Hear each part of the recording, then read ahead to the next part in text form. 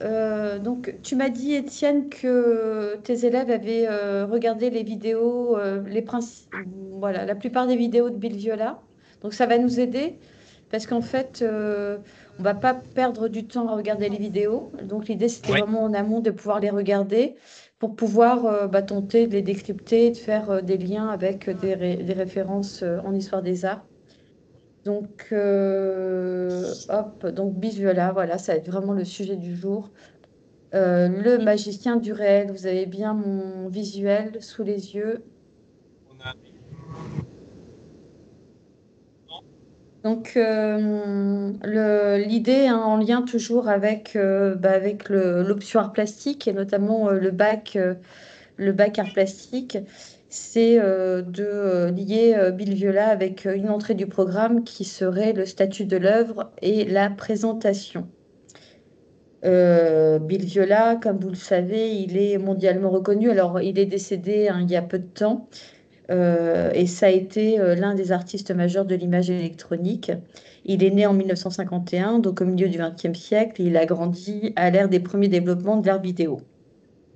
Et c'est vrai que durant ses études et ses premiers travaux d'artiste, d'ailleurs ça a été le premier hein, véritablement à utiliser ce médium pour créer. Il s'est inspiré en effet d'un autre artiste dont on parlera un petit peu, mais il a été vraiment premier précurseur dans l'art vidéo et il a tenté d'explorer plein de possibilités comme les captations de performance, les mises en espace des images, avec les moniteurs vidéo, l'exploitation du potentiel plastique sémantique, la symbolique des projections sur de grandes surfaces dans des grands espaces. Vous avez pu le voir dans les vidéos où il travaille vraiment dans cette dimension de la présentation de l'œuvre à travers une installation, à travers aussi l'exploration d'un espace pour justement interagir avec le spectateur et permettre au spectateur d'être complètement en immersion dans ses œuvres. Il est né à New York. C'est une courte biographie que je vais mettre en place hein, parce que c'est vrai que Bill Viola, c'est quand même un artiste qui est, voilà, qui est très connu. L'anecdote aussi qui est très connue, que je vais rappeler, mais qui a vraiment été un fil conducteur tout au long de sa vie artistique, c'est quand il était petit, il avait environ 6 ans, il est tombé d'une barque et il a failli se noyer. Et en fait, il raconte dans ses nombreuses interviews que pendant sa perte de connaissance, il a eu un véritable sentiment de plénitude et il a pu voir des images d'une beauté extraordinaire, c'est lui qui le dit, quand il était sous l'eau. Et en fait, on s'aperçoit que tout au long de ses œuvres, il y a vraiment cet outil, ce médium également, ce support également. C'est-à-dire que l'eau est devenue pour lui quelque chose qu'il va vraiment explorer, expérimenter tout au long de ses œuvres. Et il y a également chez lui, alors on le verra aussi tout au long de, de cette conférence, il y a aussi chez lui cette idée que l'eau est un lieu de commencement, mais également un lieu de fin. On verra qu'il y a véritablement une dimension dans ses œuvres spirituelles alors, il s'est intéressé au taoïsme, par exemple, il s'est intéressé au soufisme. Donc, il a vraiment cette dimension également à travers ses réalisations autour de la philosophie, notamment bouddhiste. Euh, c'est un. Alors oui, je fais tout de suite la parenthèse sur ce grand artiste lié à l'art vidéo, ce grand précurseur. Et c'est vrai qu'il a eu un mentor, le premier hein, également, qui s'appelle Nem Junpei, qui, alors vous devez le connaître, hein, qui a fait beaucoup d'installations avec des postes de télévision qu'il empilait les uns sur les autres. Et il a été vraiment un artiste inspirant pour Bill Viola. Voilà, c'est un grand dessinateur, un grand peintre. Il a laissé un journal de 40 tomes avec de nombreux dessins. Et c'est vrai qu'avant de réaliser ces vidéos, il dessinait, il faisait ce qu'on appelle des storyboards pour pouvoir en effet appréhender ces vidéos dans une dimension esthétique et iconographique. Euh, alors c'est une des œuvres hein, les plus connues hein, qui s'appelle Le Déluge. Donc, on reviendra dessus, hein. Mais l'idée, déjà, dans un premier temps, c'est d'appréhender cette mise en espace à travers des installations qui sont parfois intimistes, mais parfois aussi monumentales. C'est tout le paradoxe de Bill Viola. Euh, en tout cas, ces créations, elles interrogent constamment le rapport au temps. À travers justement quelque chose qui va être dans une dimension réaliste de sensation, d'émotion et d'expérience. C'est un artiste qui sculpte le temps en bouleversant nos perceptions en tant que spectateurs. Et je le rappelle, en nous immergeant dans un espace. Et alors pour ceux qui ont eu la chance de voir ces œuvres lors d'expositions, on est vraiment dans cette dimension-là. C'est-à-dire, il y a une dimension chez le spectateur de déplacement à travers une immersion dans ces œuvres et dans ce rapport au temps. Également, on pourrait dire de Bill Viola qu'il y a vraiment une dimension narrative, hein. Il raconte des histoires à travers des tableaux qu'on pourrait appeler des tableaux animés. Il y a vraiment quelque chose chez Bill Viola dans ses inspirations, on le verra tout à l'heure, d'inspiration de tableaux antiques, d'œuvres de la Renaissance même parfois, d'œuvres qui sont aussi peut-être plus récentes. Et à travers ces inspirations de grandes œuvres dans l'histoire des arts, il y a cette dimension peut-être d'aller créer des tableaux, mais qui seraient des tableaux animés en explorant justement cette dimension à travers le mouvement. Alors c'est vrai que j'ai lu également, il y a longtemps, qu'il essayait à travers des œuvres comme des œuvres de Le Caravage, par exemple, de montrer ce qui n'était pas montré. C'est-à-dire que dans cette dimension statique de l'œuvre, peinte, de l'œuvre picturale, lui, ce qu'il avait envie, c'était d'aller chercher les ellipses, finalement, ces moments qui ne sont pas racontés, mais que lui a envie de raconter. Donc, je trouve que c'est quelque chose qui est extrêmement intéressant chez cet artiste. Outre, en effet, l'aspect expérimental du visuel, du sonore, à travers ces appareils de caméra optique, de systèmes numériques, où il utilise également des miroirs, des moniteurs multiples, des rotoprojecteurs dans le cadre de ses installations. Et puis, il va user d'effets qui vont plutôt être des effets de ralentissement, pardon. Donc, on est vraiment dans cet outil-temps, hein, dans cette exploration du temps à travers une lenteur exacerbée, un ralentissement exacerbé. Aussi, peut-être pour bouleverser nos perceptions du spectateur, notamment dans une dimension contemporaine, on le sait, hein, qui est accélérée. On a des vies qui sont extrêmement accélérées, qui ne s'arrêtent plus. On n'a plus le droit à l'immobilité.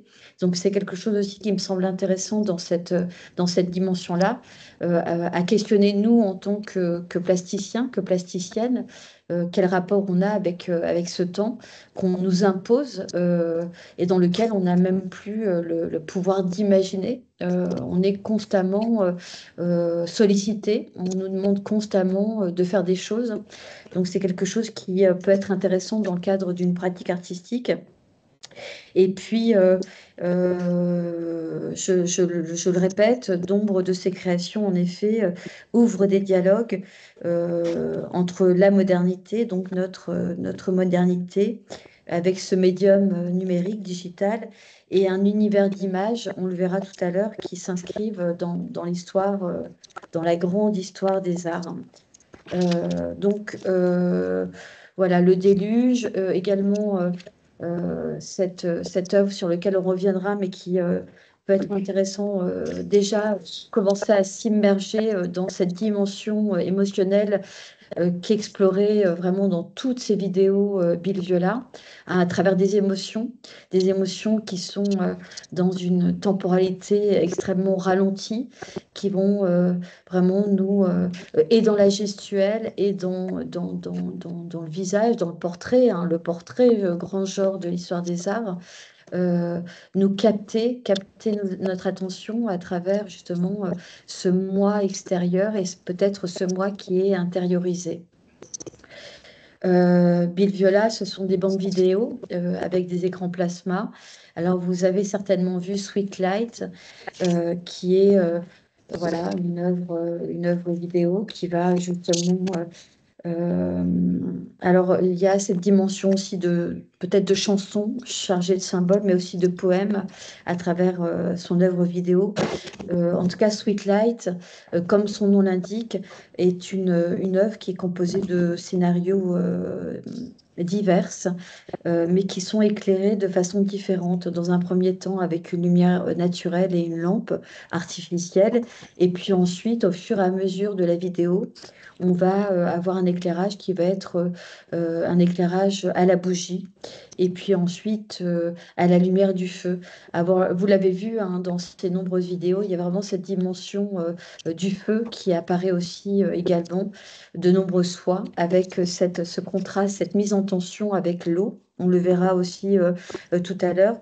Il y a dans cette vidéo cette idée de demander au spectateur de regarder peut-être avec un autre point de vue. En tout cas, de regarder, ça c'est peut-être aussi un fil conducteur dans toutes ces vidéos, de regarder le monde qui nous entoure véritablement, avec une dimension de véracité. Il y a vraiment ce sentiment chez Bill Viola qu'on a un regard sur le monde, peut-être avec un tout petit point de vue, en tout cas une dimension qui n'appréhenderait pas toutes les dimensions de cette réalité qui nous entoure. Et on le voit en effet dans Sweet Light où déjà la caméra tourne, donc elle permet au spectateur d'avoir une vision à 380 degrés. Mais il y a aussi on le voit, alors j'espère que vous l'avez vu, sinon vous la regarderez non pas en amont mais en aval. Il y a ce bout de papier, à un moment donné, il y a un effet boom sur ce papier qui est froissé, qui est posé, et puis il y a cette espèce de papillon de nuit qui se pose sur ce papier froissé. Et la caméra nous invite finalement à avoir le point de vue de ce papillon de nuit. Et alors, c'est un photogramme, hein, vous le savez, donc c'est une image qui est prise dans la vidéo, c'est ce qu'on appelle le photogramme. Et alors, il y a un vrai dialogue à travers ce photogramme. Alors, je pense que le point de vue, hein, je vais peut-être un peu vite, vous m'arrêtez si je vais trop vite, mais ce point de vue, il est extrêmement intéressant chez Bill Viola. Il y a prendre cette dimension-là en tant que spectateur, qu'il faut tenter d'appréhender différents points de vue, et parfois dans des proportions qui sont complètement différentes. C'est-à-dire qu'on n'est plus à la taille d'un être humain, on devient à la taille d'un insecte, donc avec ce point de vue qui est le point de vue d'un insecte. Donc, qui va complètement bouleverser notre perception, en effet, de ce monde qui nous entoure, hein. Je pense qu'aussi, dans le cadre d'une pratique, ça peut être quelque chose d'extrêmement intéressant à mettre en place. Ce dialogue avec cette œuvre Sweet Light et une œuvre de l'histoire des arts, grande œuvre de Giotto. Alors, c'est l'artiste hein, qui le dit, c'est pas moi qui l'ai inventé, qui s'appelle La stigmatisation de Saint François. Quand Saint François, justement, reçoit les stigmates les mêmes stigmates que Jésus a eu, donc ces blessures.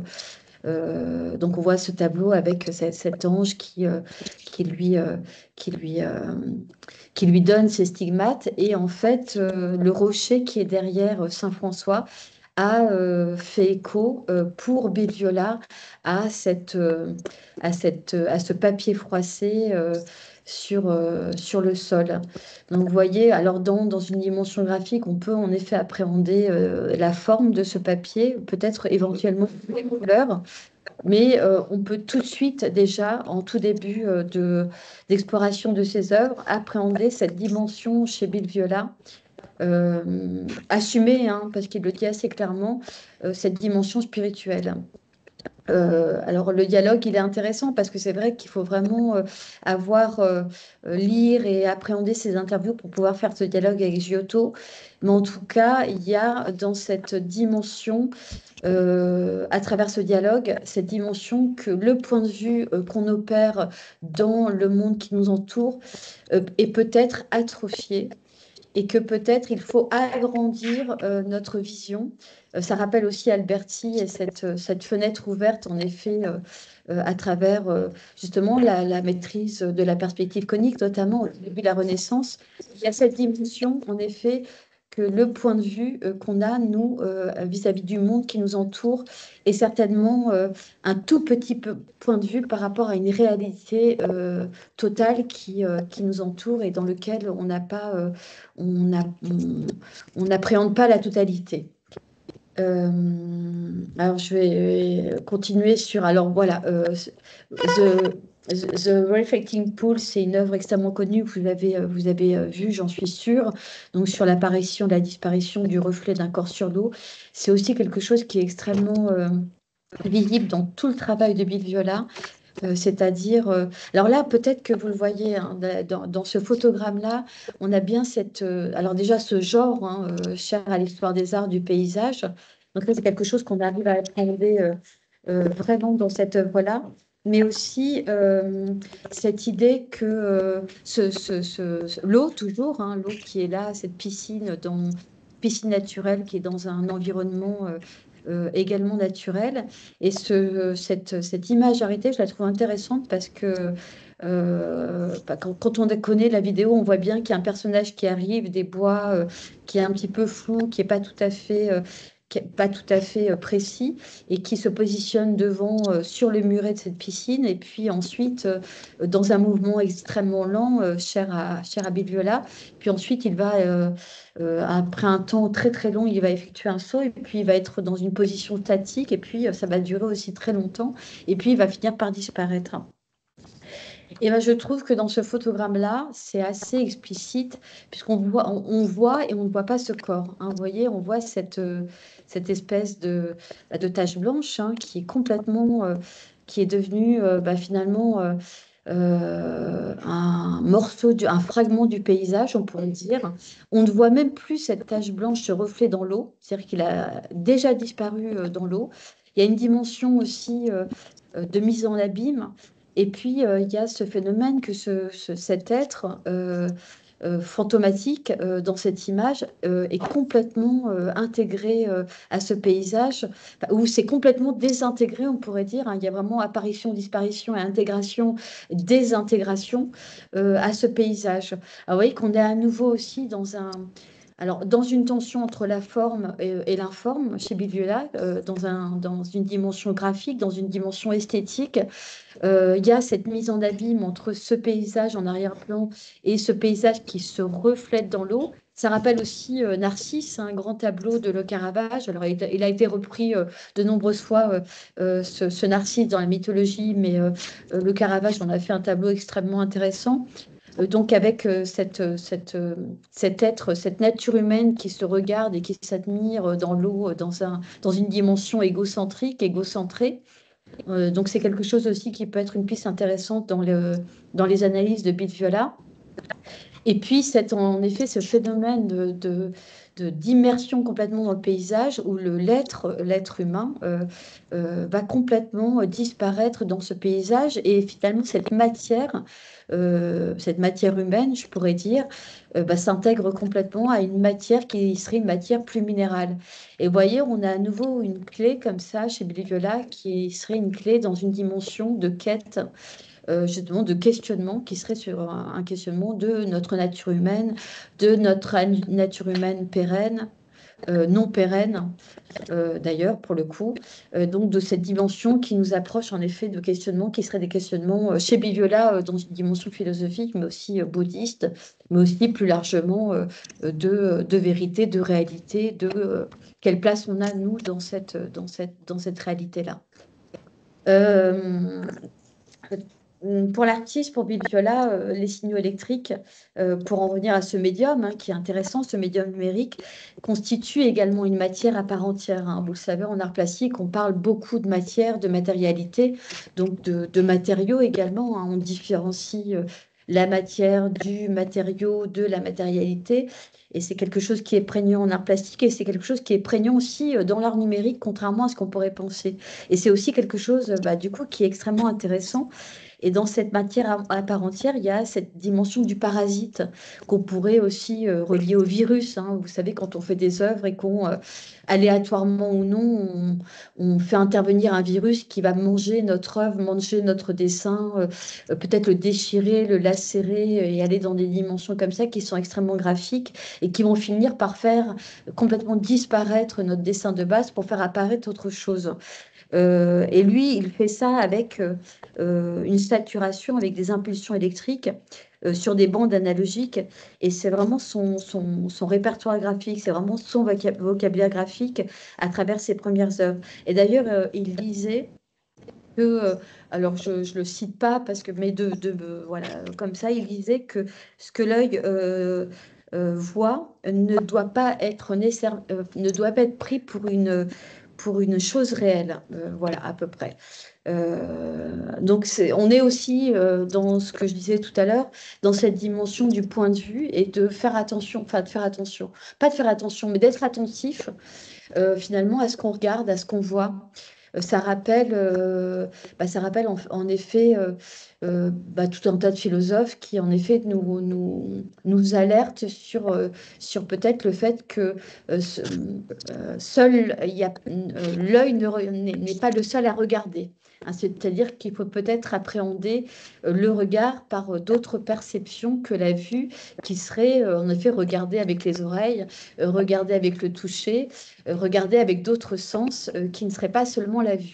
Et c'est un peu cette dimension-là aussi chez Bill Viola.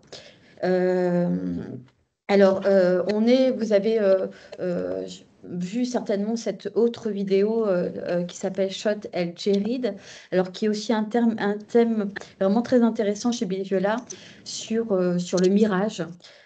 Puisque Bill Viola croyait au mirage. Alors, il y a un jeu de mots, en effet, avec cette dimension du miracle, certainement. Mais en tout cas, le mirage dans une dimension plastique comme effet d'optique. En effet, ce qui intéressait Bill Viola, c'était ce renversement des objets éloignés comme s'il se reflétait dans une nappe d'eau. Il y avait vraiment cette dimension chez Viola de ce dialogue entre ce mirage et quelque chose qui était de l'ordre de l'eau, de ce reflet dans l'eau. Il y avait vraiment un dialogue entre l'un et l'autre. Et il a vraiment beaucoup travaillé cette dimension du mirage à tel point il a fini par s'installer dans le désert lac californien parce que c'était vraiment ça qu'il appelait à travers justement ces phénomènes physiques naturels lui permettait de travailler et d'explorer ses œuvres dans une dimension peut-être de mensonge, en tout cas d'appréhender, comme dans un laboratoire finalement, expérimental, cette dimension du mensonge. À travers une image. C'est-à-dire qu'on sait que le mirage, il est dans cette tension entre un mensonge qui serait un mensonge objectif et une vérité qui serait une vérité subjective. Donc, dans des états comme ça intermédiaires, avec des limites fragiles de l'image, bien sûr, hein, puisque on a tous vu des mirages et c'est assez spectaculaire, hein, cette limite, ce hors-champ, ce hors-cadre qui se produit dans cette image que l'on voit dans le mirage, où on ne sait pas bien, on ne sait plus ce qui est vrai, ce qui n'est pas vrai, avec des définitions qui sont incertaines. Entre eux, finalement, on revient à l'histoire des arts, entre l'abstraction et le réalisme.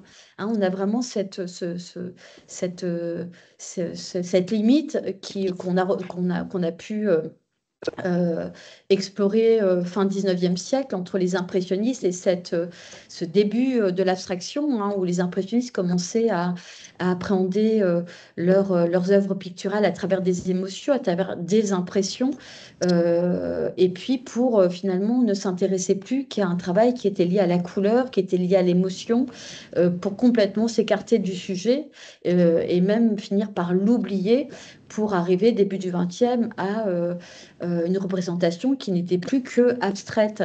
Donc il y a ce dialogue-là aussi chez Bill Viola qui est extrêmement intéressante dans cette image-là qu'on voit à travers le mirage. Là, je le cite, et il disait: «Ce qui se trouve juste en face de nous maintenant est un monde de pure apparence. C'est seulement une surface, non la vraie réalité.» Vous voyez qu'à chaque fois, dans toutes ces vidéos, il y a cette dimension-là chez Bill Viola, de quête, finalement, de quête de véracité. Qu'est-ce qui est vrai? Qu'est-ce que l'image nous montre véritablement? Qu'est-ce que nous, en tant que spectateurs, on est capable aussi d'appréhender à travers cette image? Où est la vérité dans cette image? Et le mirage va lui apporter énormément de réponses à travers les vibrations de l'air chaud. Quand on découvre par exemple des camions ondulants, on le voit dans sa vidéo, des silhouettes qui ressemblent à des spectres, à des fantômes qui frémissent. On le voit hein, régulièrement dans ses vidéos, cette dimension un peu fantomatique ou fantasmatique, hein. On voit des silhouettes qui apparaissent comme des fantômes, qui sont parfois illuminées, qui sont très blanches, qui apparaissent comme ça, alors qu'on ne les a pas vues arriver, ou qui disparaissent aussi comme ça, sans même qu'on s'y attende. Il y a aussi dans ces vidéos de désert des arbres, des dunes de sable qui surgissent, des maisons isolées qui s'évanouissent, qui apparaissent, qui disparaissent. Vous voyez, à nouveau, on a ces deux mots-clés, apparition, disparition, évanescence aussi, des atmosphères aussi qui se liquéfient. Vous voyez, on est dans un mirage, on n'est pas dans l'eau, pourtant on rejoint cette matière eau dans une dimension évanescente et aussi qui arrive à quelque chose qui se liquéfie. C'est intéressant ça dans des œuvres quand on arrive à appréhender ça, c'est-à-dire à mettre, à faire un dialogue comme ça d'une matière qui est une matière finalement qui serait rigide, qui serait statique pour la transformer, pour la métamorphoser en une matière qui se liquéfie complètement. Alors on a aussi un dialogue assez clair hein, entre voilà, cette dimension de la nature humaine dans une matière, hein, la chair, hein, qui serait une matière en effet palpable, intangible, avec une matière qui va finir au fur et à mesure de nos vies à devenir peut-être justement non palpable et tangible. Donc il y a ce dialogue-là chez Bill Viola entre ces deux dimensions-là. Il oppose aussi le froid et le chaud hein, à travers les couleurs. Il oppose aussi quelque chose qui va être quelque chose qui nous oriente, nous spectateurs, et puis d'un seul coup qui nous désoriente. Hein, il nous perd complètement, donc on perd notre orientation, on est bousculé dans nos perceptions, mais de façon volontaire. Et clairement, il nous propose d'aller du visible à l'intelligible. C'est quelque chose aussi qui est propre aux arts plastiques hein, à travers ce qu'on vous fait faire tout au long de vos parcours en option art plastique, c'est-à-dire dans une pratique qu'on appelle réflexive, où dans la pratique, en effet, on est en train de réfléchir et c'est la pratique qui nous fait réfléchir, c'est dans la pratique qu'on arrive à trouver des réponses à nos questionnements. Et en fait, il y a cette dimension aussi de partir du sensible pour aller à quelque chose de l'ordre de l'intelligible. Donc, on est vraiment dans cette dimension plastique, chère aux arts plastiques. Euh, je l'ai dit tout à l'heure, bon, si vous avez envie de me... bon, là, je ne vais pas le répéter, c'est sur la diapo, vous aurez les diapos si vous voulez, mais c'est vrai qu'il y a cette dimension à travers le désert chez Bill Viola de grands penseurs soufistes comme Ibn Arabi. Vous irez voir un petit peu, c'était un grand théologien, je vais pas trop développer là-dessus, mais c'était un grand théologien soufiste du Xe siècle. Et voilà, il a beaucoup écrit sur cette dimension aussi, comme le taoïste. Il y a vraiment des ponts entre les deux sur cette quête de véracité à travers les images. Et Bill Viola a beaucoup étudié. Alors, il a même, de mémoire, il a dû passer un an au Japon à côté d'un maître zen qui lui a appris énormément de choses justement sur cette dimension taoïste. Donc et voilà, il était quand même il était vraiment à la recherche et dans cette quête-là. Je pense que c'est quelque chose qu'il faut dire puisqu'on le ressent dans ses œuvres et dans ses vidéos en effet. Il y a vraiment cette dimension-là.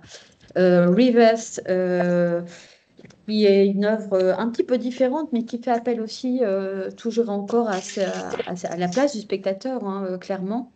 Toujours dans une dimension spatiale, immersive. Et là, on est de l'autre côté du poste de télévision et il montre en effet le spectateur, le regardeur, on pourrait l'appeler comme ça, euh, voilà, qui est derrière son poste de télévision. Donc c'est rigolo cette mise en abîme de voir le spectateur tel qu'il est quand il est devant le poste de télévision, dans sa posture, peut-être dans sa dimension un peu statique, un peu passive du coup, également. Et puis cet arrière-plan avec ses décors, c'est-à-dire dans une dimension, on l'a dit tout à l'heure, d'intimité, hein. Il y a parfois des dimensions qui sont monumentales chez Viola, mais il y a aussi cette dimension d'intime où il nous invite à rentrer dans l'intimité de ces gens-là. Voilà. Également Walking on the Edge, qui sont deux hommes qui marchent, qui nous font face, qui sont dans un point de vue frontal avec un paysage aussi désertique en arrière-plan. On voit presque un début de mirage en arrière-plan. Il y a cette tension entre ce paysage un peu flou et ces deux êtres qui sont en mouvement, qui viennent vers nous, comme s'ils allaient nous questionner. Alors, on pourrait imaginer en effet quelque chose de l'ordre de la transmission qui est aussi cher à Bill Viola, on le verra dans une autre œuvre. C'est-à-dire que ce père et ce fils qui cheminent. On voit bien qu'il y a un âge qui est différent chez eux.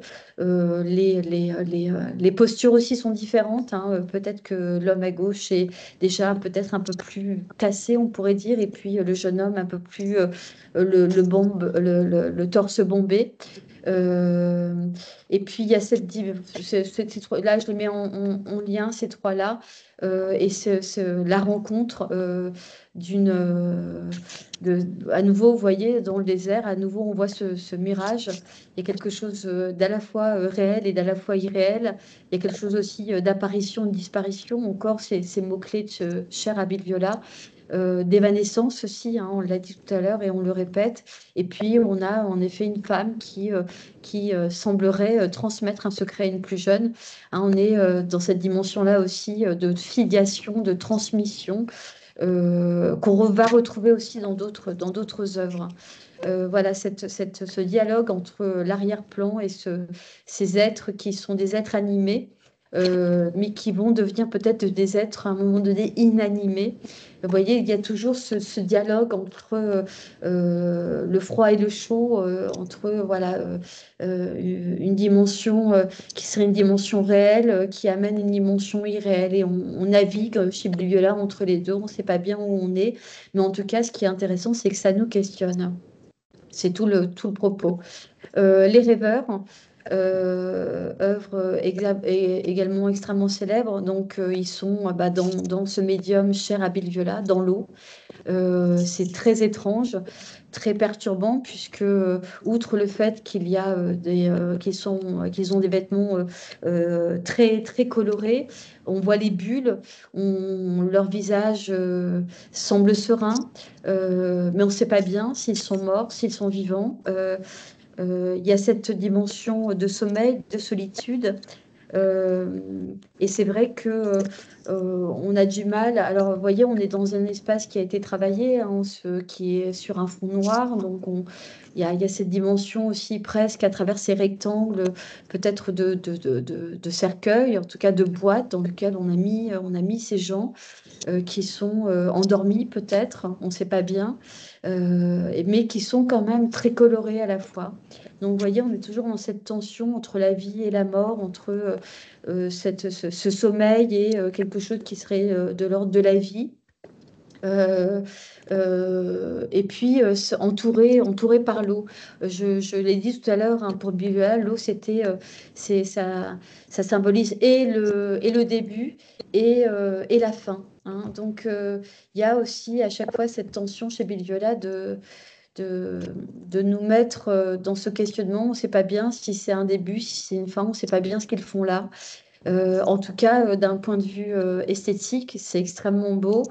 puisqu'en effet, il y a cette espèce de dimension un peu divine à travers ces êtres qui sont des êtres humains qui n'ont rien de divin, mais il y a cette dimension chez Bill Viola de peut-être d'humaniser le divin ou de rendre divin l'humain à travers justement ces pauses dans ce médium qui est un médium aquatique. Vous voyez, je reprends cette idée de transmission qui là est très visible dans Paradis, dans cette œuvre Enfer et Paradis, si on pouvait la traduire en français, qui sont à travers un appareil comme une sculpture en fait on voit deux images, alors il faut se pencher pour les voir. Donc il y a les reflets, le reflet de la mère de Bill Viola qui est décédé, et puis la naissance de son fils en train de mourir, et la naissance de son fils, de second fils d'ailleurs, qui vient de naître. Et donc ces deux, on le voit là, ces deux portraits se regardent l'un et l'autre dans un lien de filiation et certainement de transmission. Et voilà, et il a répété et il répète régulièrement cette citation qui vient d'un chef amérindien qui est la naissance n'est pas un commencement et la mort n'est pas une fin. Ça synthétise un petit peu tout ce que j'ai dit depuis le début, c'est-à-dire voilà, cette, ce dialogue chez Bill Viola entre toujours ce commencement et cette fin, et cette idée que finalement les choses ne sont pas arrêtées, n'ont pas des frontières définies, ce qu'on retrouve dans les mirages, mais que c'est bien plus complexe que ça. Et c'est tout le questionnement de Bill Viola, voilà, d'aller hors cadre et d'aller questionner une image qui ne serait pas une image définie, mais qui, à travers cette image-là, il y aurait de nombreuses autres images qu'il faut découvrir selon des points de vue qu'on va pouvoir mettre en place, selon des éclairages qui vont être différents, etc. Euh, à nouveau, une autre œuvre qui s'appelle Le Voile.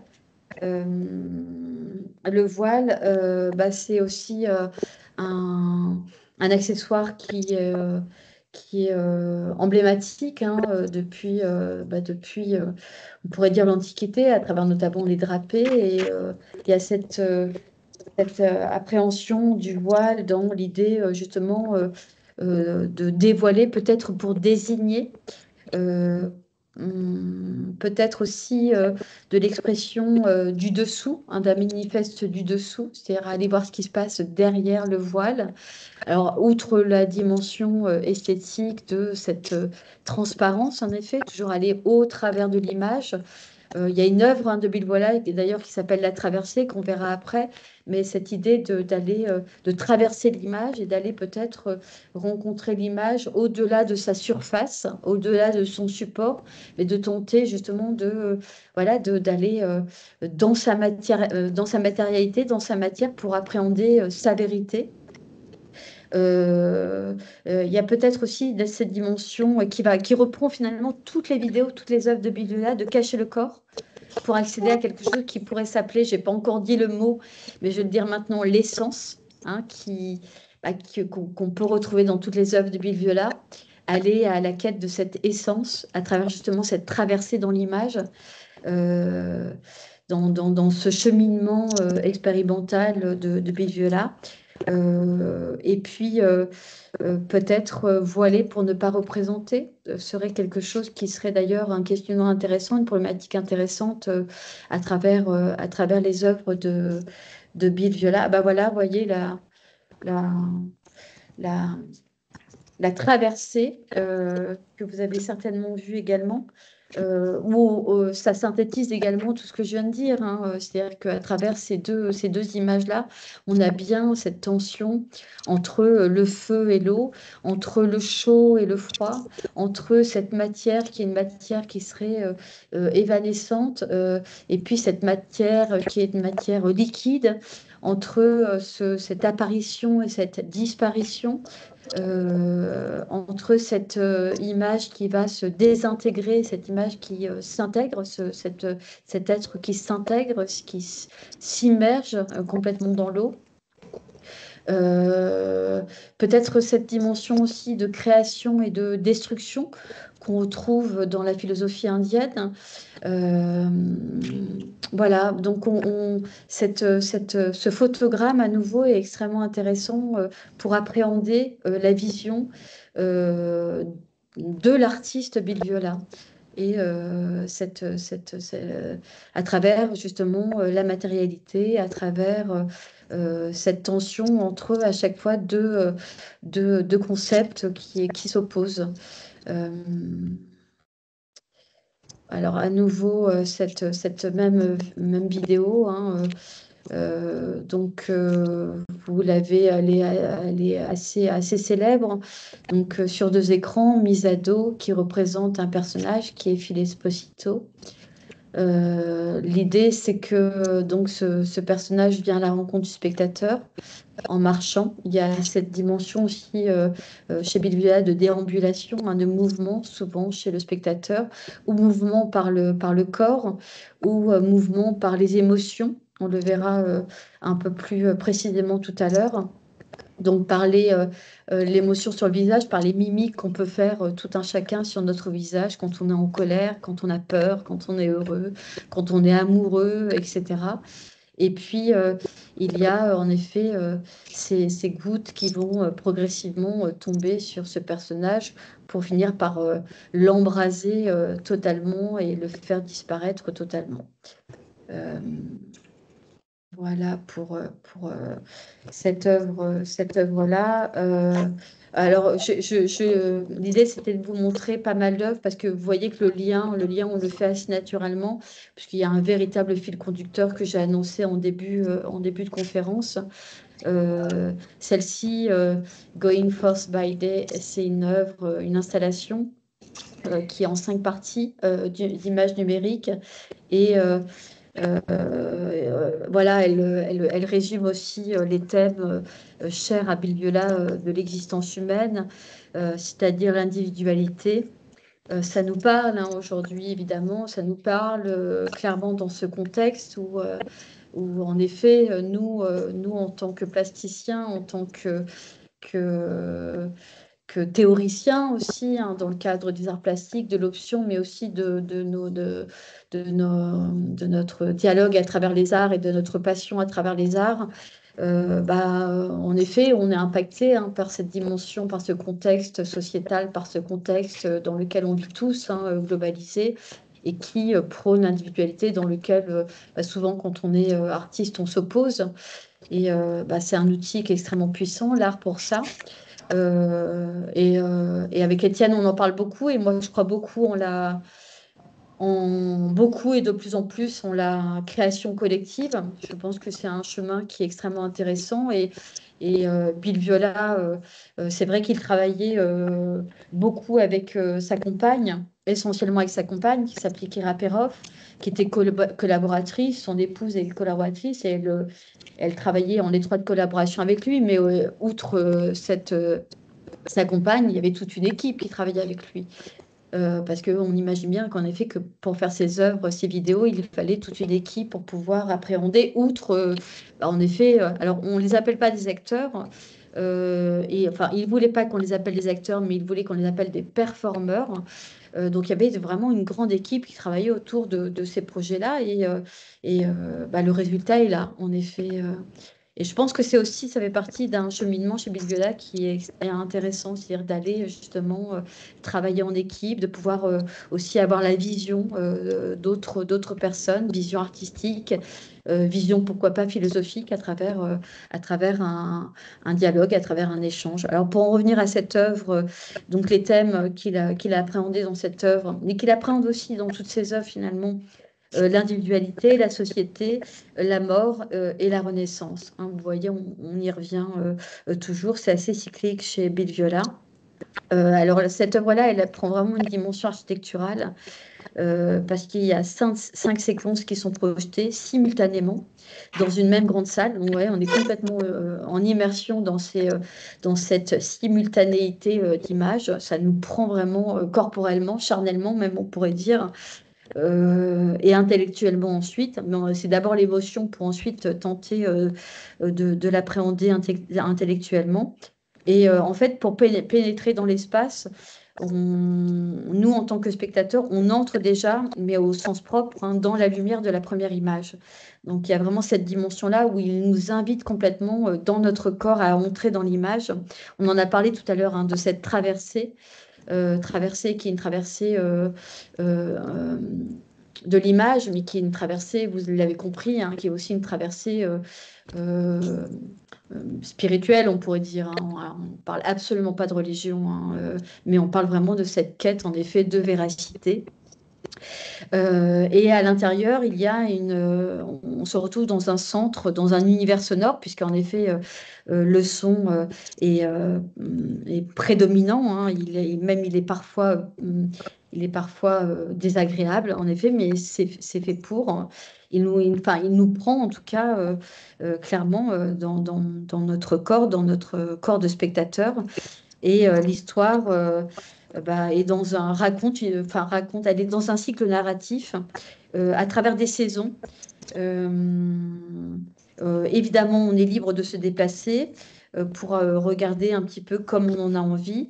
Et puis, on est libre, évidemment, de prendre du recul et de vivre l'œuvre dans sa totalité. C'est ce qui est intéressant aussi dans les effets recherchés pour le spectateur, de pouvoir en effet interagir avec l'œuvre et de pouvoir complètement être acteur de cette œuvre.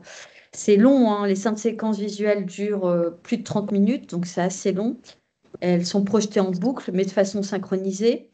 Et puis, voilà, il y a cette ambiance acoustique, en effet, qui nous prend véritablement. Il y a ce dialogue aussi à travers cette installation avec des fresques de la Renaissance italienne qui sont peintes, vous savez, directement sur les enduits de chaux. Donc il y a vraiment cette dimension de fresque, mais de fresque numérique qu'on pourrait mettre en dialogue avec des fresques de la Renaissance italienne. Le titre de l'œuvre, attention, c'est un titre original du Livre des morts des anciens Égyptiens. Alors, on l'a traduit, mais c'est Guide pour l'âme qui, une fois libérée des ténèbres du corps, pourrait enfin sortir à la lumière du jour. Ce serait sortir à la lumière du jour, Going Forth by Day. Vous voyez, bon, on est quand même complètement là, on a mis les deux pieds dedans. Chez Billy Viola, on est vraiment dans cette dimension de quête. Chez Billy Viola qu'on retrouve à travers ses vidéos. Le livre des morts, c'est ce dont il parle, en effet. C'est un livre emblématique de la philosophie tibétaine. Alors, une des premières séquences qu'on peut retrouver dans cette installation, Going Forth by Day, c'est une forme humaine, vous voyez, a toujours apparition-disparition qui émerge, faiblement éclairée. Il y a une espèce semble-t-il, un état, on ne sait pas bien, de conscient, d'inconscient. On ne sait pas bien si on est entre la mort et la renaissance. En tout cas, ce qu'on voit, c'est des rayons de lumière orange qui rappellent le feu, qui rappellent l'incendie, qu'on retrouve aussi dans de nombreuses œuvres de Bill Viola. Vous voyez, la thématique de l'incendie, elle est aussi, c'est une thématique qui est universelle. La thématique du déluge qu'on a retrouvée aussi dans une de ses œuvres, elle est aussi universelle et on la retrouve dans de nombreux écrits.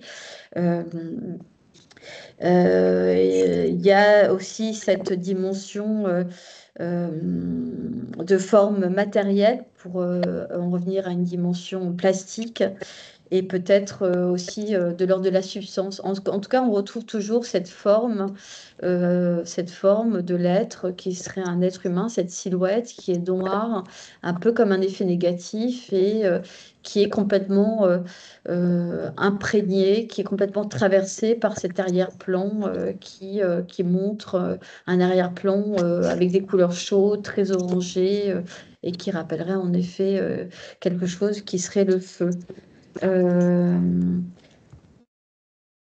Ensuite, on a toujours dans cette installation un autre panneau euh, qui montre ben, une forêt, un arrière-plan, un chemin dans la forêt avec un flux de constant de personnes qui se déplacent. Il y a une vraie ligne d'horizon avec de, une espèce de panorama, comme ça, un panoramique. Il n'y a ni début ni fin, on est vraiment sur un hors-champ. Vous voyez, on rappelle cette dimension de ni commencement ni fin. C'est intéressant hein, chez Bilvia, c'est-à-dire que cette dimension qu'il a, cette dimension lui qu'il a intellectuelle, bah, il a retranscrit dans ce panneau représentant des hors-champs pour ne pas montrer de fin et ne pas montrer de début. Il n'y a ni ordre ni séquence apparente. Et puis, il y a comme un espace entre deux mondes avec cette forêt qui nous sécurise un petit peu, puisque c'est un élément connu. Les personnages sont finalement euh, traversant, ils traversent. On a le sentiment qu'il n'y a pas de retour possible, hein. Ils sont dans un chemin qui les amène toujours en avant, dans une destination qui semble toutefois inconnue. Voyez, le déluge, c'est celle-ci. Alors celle-là, il travaille aussi beaucoup les saisons. On est sur l'été. Beaucoup les saisons, c'est vraiment cette dimension cyclique euh, et cette observation de la nature. Donc celle-là, bon, c'est celle que peut-être qu'on connaît le plus. Où vous voyez bon, qui est extrêmement spectaculaire, hein, que j'aime beaucoup également. Donc avec toujours ce médium haut. Ces gens qui se déplacent dans une rue animée qu'on voit en début de vidéo, qui sont dans un flux d'événements quotidiens, hein. On se retrouverait, nous, dans des scènes du quotidien, en train de marcher dans une dimension très individualiste. Et puis, il y a des sons. En tout cas, on sent une tension de plus en plus forte. Et puis, il y a un son comme un avertissement qu'on entend. Et puis, ça provoque une panique absolue. Et chacun se précipite pour sauver sa peau. On ne peut pas le dire autrement. Euh, Avec les derniers qui sont en sécurité dans leur maison, qui finissent par sortir en courant. Et puis, en se marchant les uns sur les autres. Voilà, ça montre toute la dimension humaine dans des moments comme ça, en effet, de panique. En tout cas, les images graphiques sont très spectaculaires et il y a à nouveau cette dimension de création, destruction, d'immersion. Et d'aller au-delà finalement de la nature, nature qui serait une nature, nature dans le sens du paysage, mais nature aussi dans le sens de la nature humaine. Euh, et toujours sur les mêmes panneaux, hein, dans la même installation, ce panneau qui représente. Alors on est vraiment dans une dimension un peu mythologique. En tout cas, ça rappelle ça. Il y a une anachronie où on voit des temporalités qui sont différentes, avec dans un premier temps cet intérieur, hein. On est à nouveau dans cette dimension intime. On voit un vieil homme qui est sur son lit. On a l'impression qu'il est en train de mourir. Son fils et sa femme ou sa fille et son gendre, en tout cas les enfants qui sont là, qui sont près de lui. À l'extérieur, très étrange, un personnage qui est dans la lumière et qui est sereinement assis, qui veille sur le pas de la porte. Euh, et puis, tout en contrebas, on a un bateau qui semble attendre avec une vieille femme, à nouveau une temporalité qui semble complètement différente, et qui semble attendre patiemment. Euh, dans la vidéo, on voit bien que le vieil homme apparaît sur la rive, qu'il est accueilli par cette femme. Les deux personnages ensuite embarquent sur le bateau, ils s'éloignent vers une destination. On retrouve voilà, des vidéos de Bill Viola avec ses panneaux, avec la forêt, sur une destination qui semble une destination inconnue. En tout cas, vous voyez, il y a à nouveau cette dimension de fin qui n'est pas une fin, de début qui n'est pas un début, etc., hein. Toujours dans cette même, voilà, dans cette même quête d'apparition et de disparition. Et puis le dernier panneau, ce personnage qui est suspendu avec ces secouristes qu'on voit près des rochers qui auraient tenté, après une inondation subite, tenter de sauver le plus de gens possible.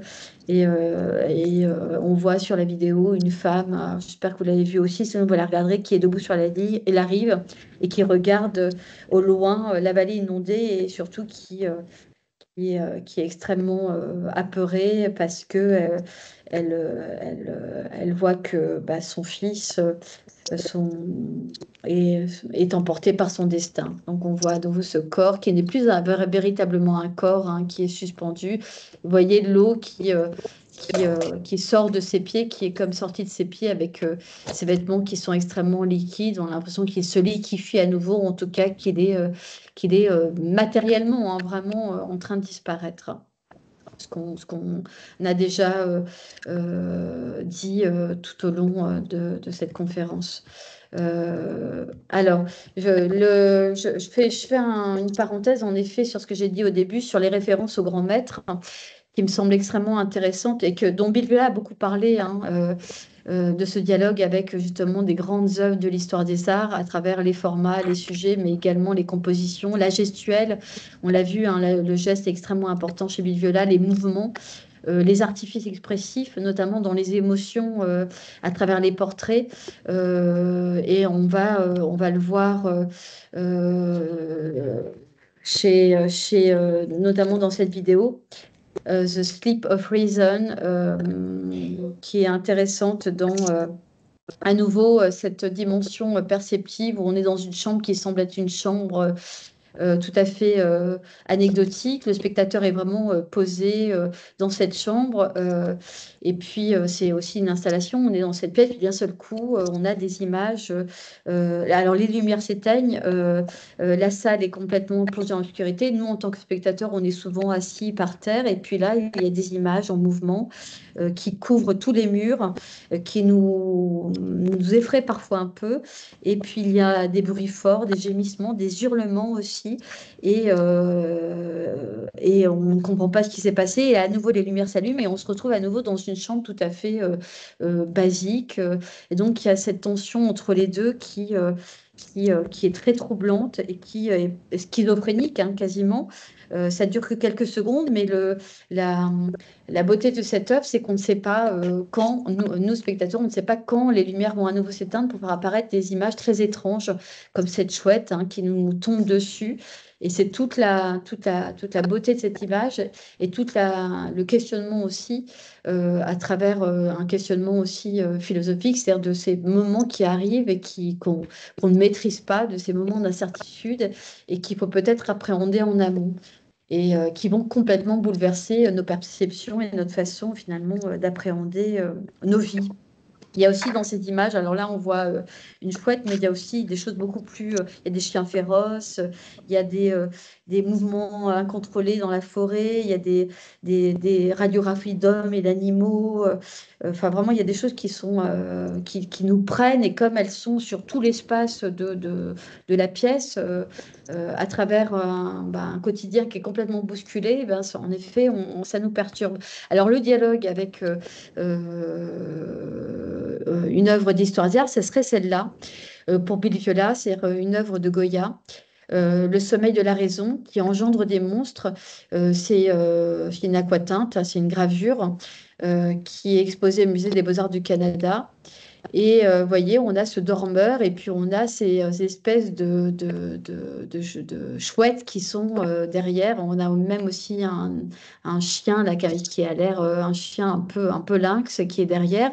Il y a cette dimension aussi chez Bill Viola d'inconscient et de conscient, de sommeil et d'éveil, de rêve et de quelque chose qui serait au-delà du rêve, de cette réalité qui nous transperce à travers des frontières, justement, des frontières qui seraient poreuses, hein, c'est-à-dire cette dimension du rêve qu'on fait tous, parfois dans des rêves qui sont angoissants, qui sont prégnants, qui justement transpercent notre réalité pour arriver dans une dimension qui serait réelle. C'est ces superpositions d'images, en effet, qui sont intéressantes chez Buñuel, qui nous montrent cette fragilité de la réalité, cette fragilité des frontières et des limites qu'on nous impose, en fait, qui sont peut-être pas aussi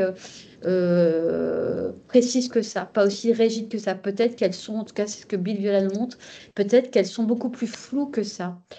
Euh, Également, chez cette œuvre-là de la rencontre, dans la vidéo de Bill Viola, qui serait une inspiration avec cette œuvre de Pontormo. Je l'ai pas mis, c'est étrange. Non, j'ai pas mis ouais, une œuvre de Pontormo qui représente donc Pontormo, alors c'est 16e siècle, qui représente bah, une rencontre aussi, vous voyez.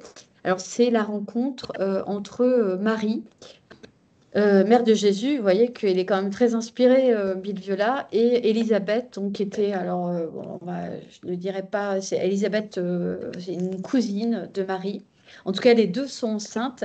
Et en fait, dans cette œuvre de Pontormo, ce qu'il veut représenter, c'est, alors outre la rencontre, ça rappelle aussi la rencontre de Marina Abramovic.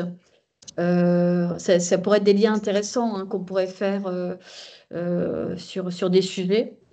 En tout cas, c'est la rencontre de ces deux femmes enceintes et c'est une rencontre physique et spirituelle puisque, comme on le sait tous, Marie a enfanté une seule fois bah, de Jésus.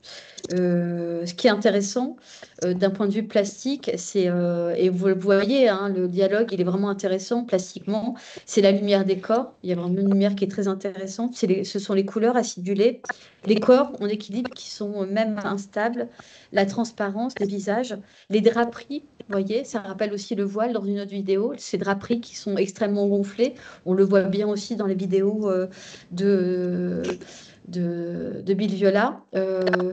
Et les regards qui sont énigmatiques, qui sont parfois même peut-être un peu inquiets. En tout cas, des expressions du visage qui sont exacerbées, qu'on retrouve dans beaucoup d'œuvres de Bill Viola. Également, cette œuvre-là, Émergence, que vous avez peut-être vu sur un écran unique de femmes qui attendent au pied. Vous voyez encore voilà, cette inspiration qui est une inspiration biblique. Donc avec cet homme qui surgit soudainement de l'eau, un homme qui est nu, qui est blanc, qui est extrêmement blanc, presque transparent, on pourrait dire, hein, qui ressuscite. Et ces deux femmes qui l'accueillent, qui sont l'une et l'autre à côté de cet homme. Alors là, l'inspiration pour Biliola serait cette œuvre-là de Mazzolino, qui est une fresque qui l'a beaucoup intrigué parce que dans sa composition notamment, composition symétrique, équilibrée, et aussi dans ce rapport, dans cette dimension émotionnelle à travers justement la douleur hein, dans l'expression des visages, cette douleur qui est exacerbée et cette angoisse de la Vierge à l'apparition de ce corps immaculé, on pourrait dire. Vous voyez, on va revenir hein, là avec le quintet de l'étonnement qui est une vidéo extrêmement intéressante chez Bill Viola et qui est peut-être justement la quintessence des émotions chez Bill Viola dans cette lenteur où on voit bien ces performeurs au fur et à mesure d'une temporalité extrêmement lente, avoir dans une gestuelle et dans des mimiques de visage des émotions euh, euh, exacerbées. Je ne sais pas comment le dire autrement, en fait. Et vous allez le voir, alors je vous montre trois photographes, et vous allez le voir notamment chez chez Mantegna, vous voyez, l'adoration des mages, ces expressions de visage dont Bill Viola s'inspirait énormément. On a vraiment des expressions qui vont de la sérénité, qui vont de l'étonnement, qui vont même parfois de la tristesse, une tristesse comme ça qui est mesurée. Euh, mais on a vraiment voilà, des émotions qui sont extrêmement bien représentées dans une dimension esthétique, plastique. Vous voyez les couleurs aussi, on retrouve ces couleurs très chaudes, très vives dans les vidéos de Bill Viola. Et on retrouve aussi une inspiration chez Le Caravage, hein, maître des scènes sanglantes et du clair-obscur. On l'appelle l'enfant terrible du baroque. Vous voyez cette lumière qu'a beaucoup travaillé Bill Viola dans ses vidéos, qu'on retrouve aussi, ce clair-obscur aussi, hein, qu'on retrouve beaucoup chez Bill Viola, avec des fonds qui sont très sombres, et puis ces effets de lumière sur des personnages dans une certaine crudité, hein, il y a quelque chose de cet ordre-là, mais surtout de grande théâtralité. Il y a vraiment cette dimension théâtralisée, et chez Le Caravage, et chez Bill Viola, avec une mise en relief de la réalité psychologique des sujets à travers justement des émotions. On le voit, hein, on le voit ici, c'est dérangeant, c'est presque angoissant. Cette dimension, on a l'impression qu'on traverse leur visage pour aller dans leur réalité psychologique. C'est ça qui dérange en fait, c'est que il y a un dialogue du spectateur de nous à ces émotions qui sont extrêmement bien montrées et qui nous montrent la dimension psychologique des personnages et qui dérangent en effet, puisque ça peut être très angoissant. Et la dramatisation, je remontre Le Caravage, c'est un peintre que j'aime beaucoup. Le Caravage ici également, de dramatisation du clair-obscur. Il y a aussi cette dimension chez Bill Viola de dramatisation, hein, à travers des sujets qui sont des sujets, peut-être des sujets universels. Voilà, j'arrête parce que j'ai dépassé le temps.